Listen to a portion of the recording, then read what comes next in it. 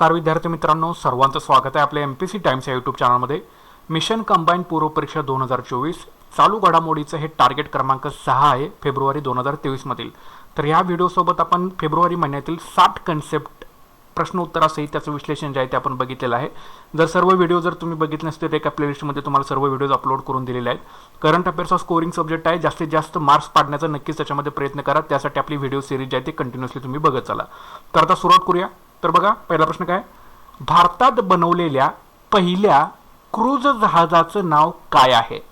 तर याचं उत्तर आहे गंगा विलास। तर भारतात बनवलेल्या पहिल्या क्रूज जहाजाचं नाव आहे गंगा विलास, लक्षात ठेवायचं सर्वांनी। तर MV गंगा विलास हे भारतात निर्मित नदीवरील एक क्रूज जहाज आहे। जानेवारी 2023 मध्ये पंतप्रधानांनी याचं अनावरण केलेलं होतं। गंगा विलास हे जगातील सर्वात लांब क्रूज जहाज आहे, लक्षात ठेवा। जगातील सर्वात लांब क्रूज जहाज आहे। भारतात तयार होणारे पहिले क्रूज जहाज म्हणूनही ते लक्षणीय आहे।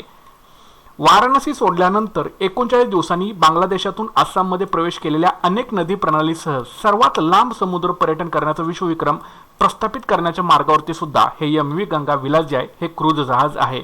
तर लक्षात ठेवा, भारतात बनवलेल्या पहिल्या क्रूज जहाजाचं नाव काय आहे? गंगा विलास, लक्षात ठेवायचं। आणि जगातील सुद्धा हे सर्वात लांब क्रूज जहाज आहे आणि भारतात तयार होणारे पहिले क्रूज जहाज आहे।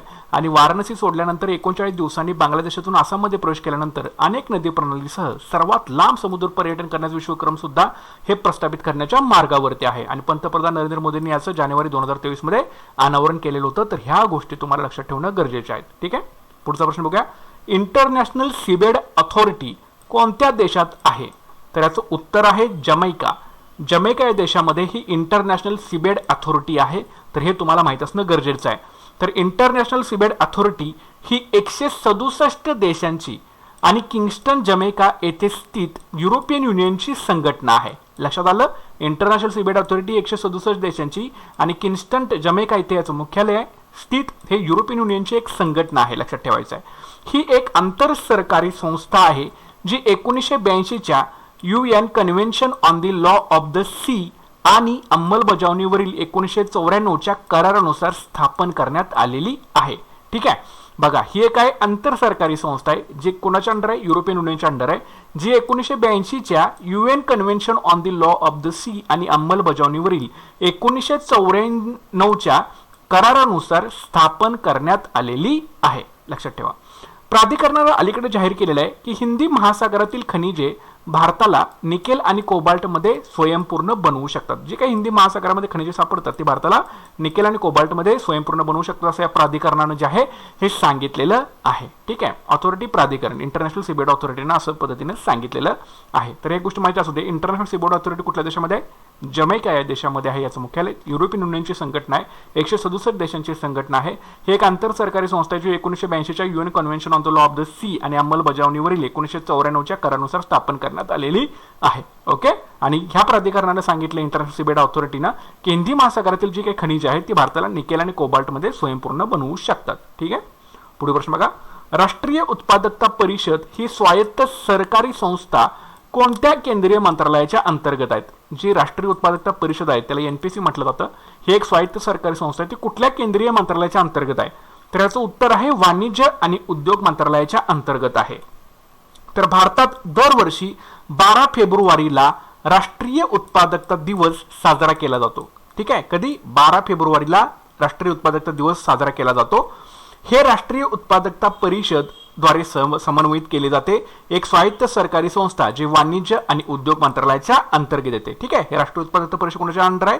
वाणिज्य आणि उद्योग मंत्रालयाच्या अंतर्गत आहे। आणि 12 फेब्रुवारीला भारतामध्ये राष्ट्रीय उत्पादकता दिवस दरवर्षी साजरा केला जातो, हे तुम्हाला माहित असणं गरजेचं आहे। आणि भारतातील उत्पादकता संस्कृतीला चालना देण्यासाठी 1958 मध्ये स्थापन झालेल्या NPCच्या स्थापनेचे स्मरण हा दिवस करतो, ठीक आहे। 1958 मध्ये स्थापन झालेला जे NPC आहे राष्ट्रीय उत्पादकता परिषद याच्या स्थापनेच्या स्मरणार्थ हा दिवस 12 फेब्रुवारी रोजी साजरा केला जातो। तर लक्षात ठेवा, इकॉनॉमिक्स रिलेटेड करंट अफेअरचा प्रश्न आहे। तर राष्ट्रीय उत्पादकता परिषद ही स्वायत्त सरकारी संस्था कोणत्या केंद्रीय मंत्रालयाच्या अंतर्गत आहे? वाणिज्य आणि उद्योग मंत्रालयाच्या अंतर्गत आहे, जी 1958 ला स्थापन झालेली होती। आणि ही काय करते? भारतातील उत्पादकता संस्कृतीला चालना देण्याचं काम करते, ओके। आणि 12 फेब्रुवारी राष्ट्रीय उत्पादकता दिवस, या गोष्टी तुम्ही लक्षात ठेवा। पुढील प्रश्न बघा, लिबरेशन टायगर्स ऑफ तमिळ इलम LTTE ही दहशतवादी संघटना कोणत्या देशात स्थापन झाली? तर याचं उत्तर आहे श्रीलंका. ठीक आहे, लिबरेशन टायगर्स ऑफ तमिळ इलम LTTE दहशतवादी संघटना कोणत्या देशात स्थापन झाली? तर ती श्रीलंकेमध्ये स्थापन झालेली आहे. तर लिबरेशन टायगर्स ऑफ तमिळ इलम LTTE, ज्याला तमिळ टायगर्स म्हणूनही ओळखलं जातं, ही श्रीलंकेतील एक लढाऊ संघटना होती जी तमिळ इलम नावाच्या स्वतंत्र तमिळ राज्यासाठी लढली होती. वेल्लुपिलाई प्रभाकरन यांनी 1976 मध्ये या अतिरेकी गटाची दहशतवादी गटाची स्थापना केली होती. कोणी? वेल्लुपिलाई प्रभाकरन यांनी. ते श्रीलंका सरकार आणि सशस्त्र दलांविरुद्ध सशस्त्र संघर्षामध्ये गुंतलेले होते. LTTE हा श्रीलंकेतील सर्वात प्रबळ तमिळ अतिरेकी गट आणि भयभीत गनिमी शक्ती म्हणून ओळखला जात असे. ठीक आहे, तर हे लक्षात ठेवा. तर लिबरेशन टायगर्स ऑफ तमिळ इलम ही दहशतवादी संघटना कुठल्या देशात स्थापन झाली? श्रीलंका या देशामध्ये स्थापन झालेली आहे. तिला तमिळ टायगर्स म्हणून सुद्धा ओळखलं जातं. ती तमिळ इलम नावाच्या स्वतंत्र तमिळ राज्यासाठी लढली होती. याची स्थापना वेल्लुपिलाई प्रभाकरन यांनी केलेली होती. 1976 मध्ये याची स्थापना झालेली होती.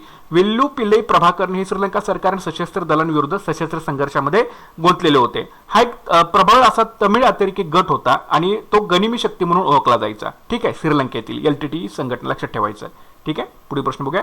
कोणत्या केंद्रीय मंत्रालयाने भौगोलिक वारसा स्थळे आणि भू अवशेष विधेयकाचा मसुदा जारी केला? तर याचं उत्तर आहे खाण मंत्रालय. तर या खाण मंत्रालयानं भौगोलिक वारसा स्थळे आणि भू अवशेष विधेयकाचा मसुदा जो आहे हा जारी केला. तर भू वारसा स्थळे आणि भू अवशेष संरक्षण आणि देखभाल विधेयकाचा मसुदा खाण मंत्रालयानं सार्वजनिक सूचनासाठी नुकताच प्रसिद्ध केलेला आहे. या प्रस्तावित कायद्यात भू वारसा स्थळे आणि राष्ट्रीय महत्त्व असलेल्या भू अवशेषांची घोषणा, जतन, संरक्षण आणि देखभाल या संबंधीच्या तरतुदी याच्यामध्ये आहेत.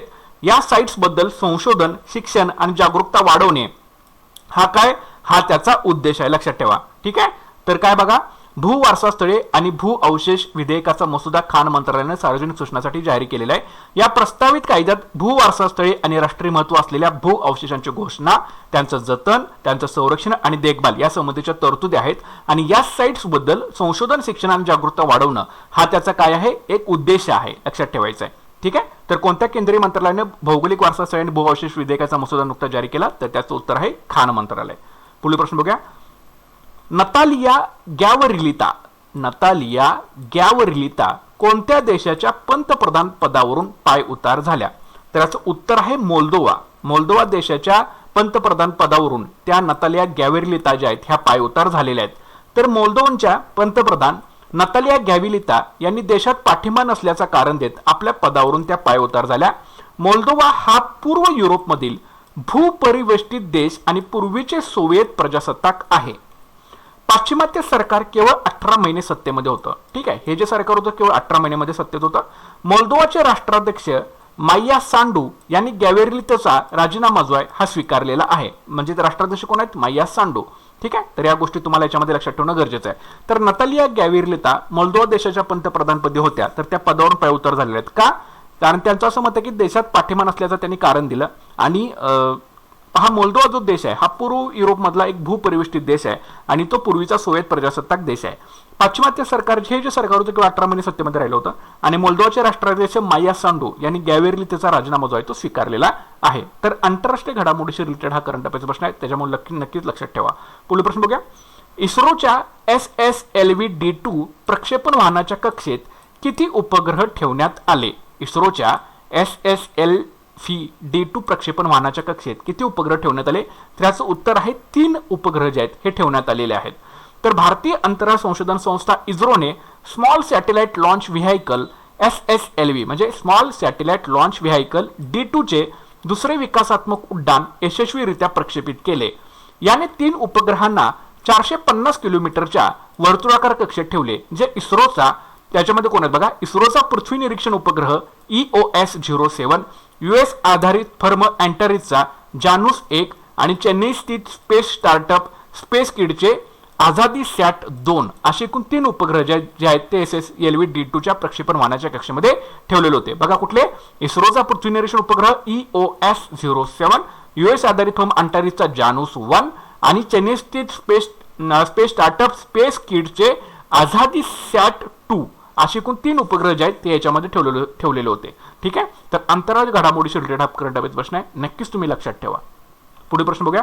भ्रष्टाचाराला आळा घालण्यासाठी आणि महागाई कमी करण्यासाठी कोणत्या आफ्रिकन देशाने अलीकडेच नोटाबंदीची घोषणा केली? तर याचं उत्तर आहे नायजेरिया. आंतरराष्ट्रीय घडामोडीवरचा हा सुद्धा प्रश्न आहे. तर भ्रष्टाचाराला आळा घालण्यासाठी महागाई कमी करण्यासाठी नायजेरिया या आफ्रिकन देशानं नोटाबंदीची घोषणा जी आहे ती केलेली होती. तर नायजेरियाने नुकतीच भ्रष्टाचाराला तोंड देण्यासाठी आणि महागाई कमी करण्यासाठी नोटाबंदीची घोषणा केलेली आहे. बँकिंग व्यवस्थेबाहेर चलनात असलेला बहुतांश पैसा परत आणणे आणि मनी लॉन्ड्रिंग कमी करणे हा या पाठीमागचा उद्देश आहे. नायजेरियन लोकांना नवीन नायराच्या नोटांच्या बदल्यात, नायरा चलन आहे, नवीन नायरा नोटांच्या बदल्यात या उपक्रमाचा भाग म्हणून त्यांच्या जुन्या 1000, 500 आणि 200 नायराच्या नोटा बदलणं आवश्यक आहे. आफ्रिकन देश मोठ्या प्रमाणात रोख रकमेवर अवलंबून असल्याने नायजेरियात नवीन नायरांच्या नोटाच्या तुटवड्यामुळे अराजकता जी आहे ती निर्माण होत आहे. ठीक आहे, तर या गोष्टी तुम्हाला लक्षात ठेवणं गरजेचे आहेत. तर नायजेरियामध्ये सुद्धा नोटाबंदीची घोषणा जी होती ती केलेली होती. ठीक आहे, कशासाठी? भ्रष्टाचाराला तोंड देण्यासाठी, महागाई कमी करण्यासाठी, आणि जो बँकिंग व्यवस्थेबाहेर जो पैसा आहे तो परत आणण्यासाठी आणि मनी लॉन्ड्रिंग कमी करण्यासाठी. तर या नोटांच्या बदल्यात 1000, 500 आणि 200 नायराच्या ज्या नोटा आहेत त्या बदलणं त्याला आवश्यक होतं. मात्र आफ्रिकन देश जो आहे हा मोठ्या प्रमाणावरती रोख रकमेमध्ये व्यवहार करत असल्यामुळे नायजेरियामध्ये नवीन नायराच्या नोटा तुटवड्यामुळे जे ते अराजकता निर्माण झालेली होती. तर आंतरराष्ट्रीय घडामोडीचा प्रश्न आहे, नक्कीच तुम्ही लक्षामध्ये ठेवून घ्या. ओके, पुढील प्रश्न बघा. भारताच्या पहिल्या गोठलेल्या लेक मॅरेथॉनचे यजमान कोणते राज्य किंवा केंद्रशासित प्रदेश आहे? तर याचं उत्तर आहे लडाख. ठीक आहे, लडाख. तर भारताच्या पहिल्या गोठलेल्या लेक मॅरेथॉनचे यजमान हे लडाख आहे. तर भारतातील पहिली फ्रोझन लेक मॅरेथॉन, आता गोठलेला लेक मॅरेथॉन किंवा फ्रोझन लेक मॅरेथॉन काही तुम्हाला विचारतील, तर या लडाखच्या केंद्रशासित प्रदेशातील पँगॉन्ग सो तलावावर आयोजित केली जाणार आहे. कुठं? पँगॉन्ग सो तलावावर, हा लडाखमध्ये तलाव आहे, याच्यावरती आयोजित केली जाणार आहे भारतातील पहिली फ्रोझन लेक मॅरेथॉन. हा कार्यक्रम 13,862 फूट उंचीवर आयोजित केला जाईल आणि 21 किलोमीटर अंतर जे आहे हे याच्या मार्फत कापलं जाणार आहे. ओके, मॅरेथॉन लुकुंग येथून सुरू होऊन, बघा लुकुंग येथून सुरू होऊन ती मान गावामध्ये संपणार आहे. लुकुंग येथून चालू होईल आणि मान गावामध्ये संपेल.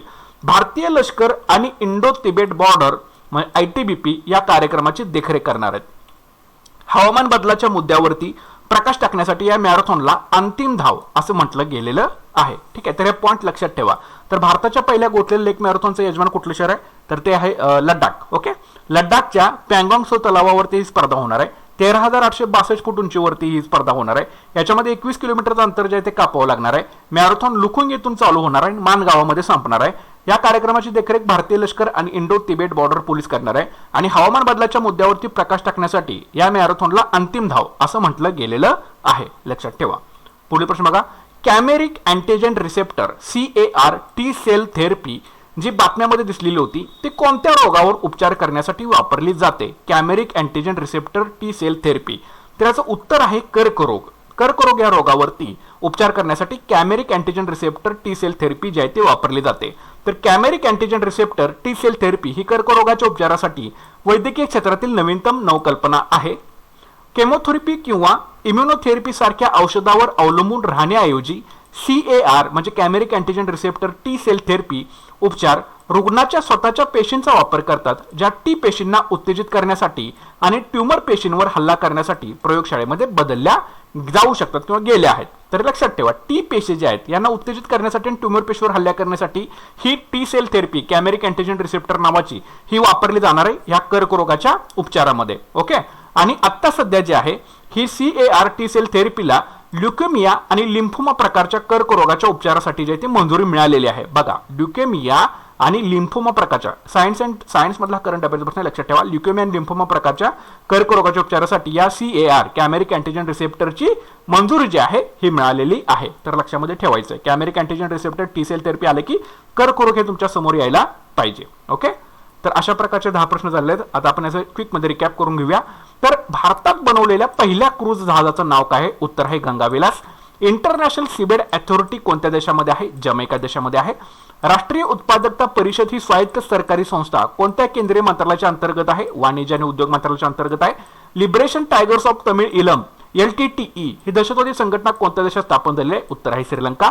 कोणत्या केंद्रीय मंत्रालयाने भौगोलिक वारसा स्थळे आणि भू अवशेष विधेयकाचा मसुदा जारी केला? उत्तर आहे खाण मंत्रालय. नतालिया गॅवेर्लिता कोणत्या देशाच्या पंतप्रधान पदावरून पायउतार झाल्या? उत्तर आहे मोल्दोवा. इस्रोच्या SSLV-D2 प्रक्षेपण वाहनाच्या कक्षेत किती उपग्रह ठेवण्यात आले? उत्तर आहे 3. भ्रष्टाचाराला आळा घालण्यासाठी आणि महागाई कमी करण्यासाठी कोणत्या आफ्रिकन देशाने अलीकडेच नोटाबंदीची घोषणा केली? उत्तर आहे नायजेरिया. भारताच्या पहिल्या गोठलेल्या लेक मॅरेथॉनचे यजमान राज्य किंवा केंद्र प्रदेश कुठला आहे? तर ते आहे लडाख. कॅमेरिक अँटीजन रिसेप्टर T-सेल थेरपी जी बातम्यात दिसली होती ती कोणत्या रोगावर उपचार करण्यासाठी वापरली जाते? उत्तर आहे कर्करोग. ठीक आहे, तर अशा प्रकारचा हा रिकॅप आहे. नक्कीच तुम्ही सर्वांनी व्हिडिओ 2-3 वेळा ऐका, तुमची डायरेक्टली उजळणी जी होऊन जाईल. चालू घडामोडीचे मार्क्स अजिबात हातामधले घालवू नका. ठीक आहे, 15 प्रश्न तरी असतातच, प्लस विषयाशी रिलेटेड जर पडलं तर 18 ते 20 मार्क तुमची तयारी, म्हणजे 100 पैकी 20 इथेच होतात आणि उरलेल्या विषयातून तुम्हाला फक्त 40 पाडायचे आहेत. म्हणजे 60 पर्यंत जरी तुम्ही पोहोचला प्रिलिमला तरी सुद्धा तुमचे कंबाईनचे प्रिलिम जे आहे ते निघून जाऊ शकतं. त्याच्यामुळे नक्कीच व्हिडिओ आपले बघत चला 2-3 वेळा. चॅनलवरती नवीन असाल तर चॅनलला नक्की सबस्क्राईब करून घ्या, व्हिडिओला लाईक करा, नक्कीच शेअर करा. तर भेटूया पुढच्या लेक्चरमध्ये. Thanks for watching guys and all the best.